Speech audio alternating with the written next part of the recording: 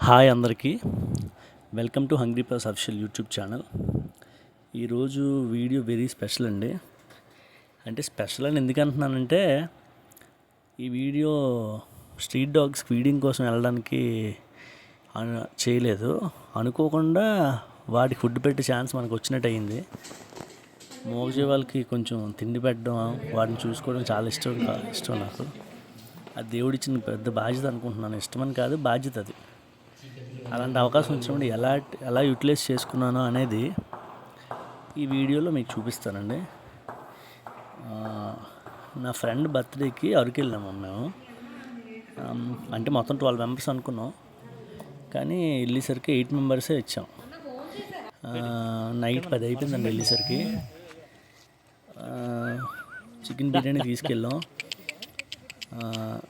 చాలా మిగిలిపోయింది. నేను డిసైడ్ అయిపోయాను, ఇంకా లోకల్లో డాగ్స్ ఏమైనా ఉంటే ఫుడ్ పెడదామని అనుకున్నాను. అది వీడియోలో అదే జరుగుతుంది, మీరు అబ్జర్వ్ చేస్తుంటే. డాగ్ కనిపించిందండి.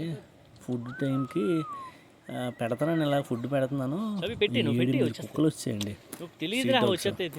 చాలా హ్యాపీగా అనిపించింది. ఫుడ్ ఉంది, పర్లేదు పెడదామని చెప్పి మా వాళ్ళు ప్లేట్లు అవి పెట్టి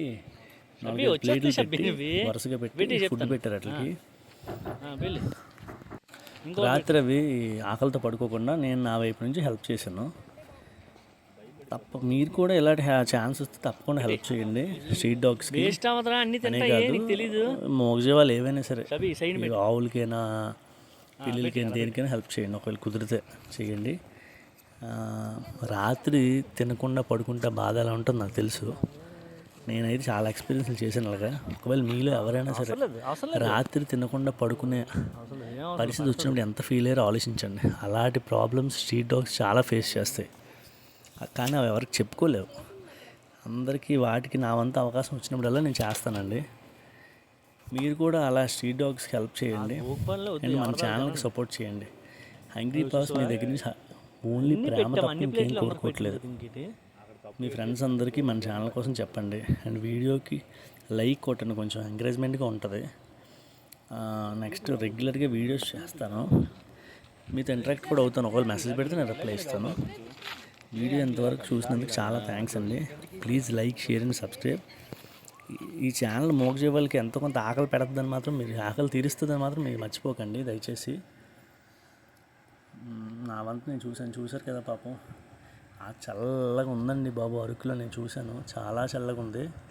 ఆ చల్లటి అరకు, ఆ చలికి ఎముకలు కొరికేస్తాయి పాపం. ఫుడ్ లేకుండా ఎలా ఉంటాయి ఏంటో తెలియదు. చాలామంది అంటే మా విజయనగరంలో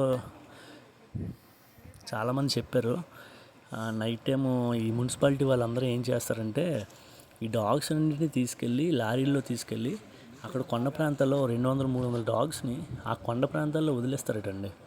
పాపం ఇక్కడి నుంచి అక్కడికి వెళ్ళి ఎలా సర్వైవ్ అవుతాయో ఏమో. చాలా డాగ్స్ చనిపోయాయంట, లోకల్ తీసుకెళ్ళి వదిలేస్తే కొండల మీద చనిపోయాట పాపం. అసలు కొన్ని అయితే జబ్బులు వచ్చి ఇప్పటికి కూడా నేను కార్లో వెళ్తుంటే చూశాను, జబ్బులు వచ్చాయి. చాలా డాగ్స్కి జబ్బులు వస్తాయి.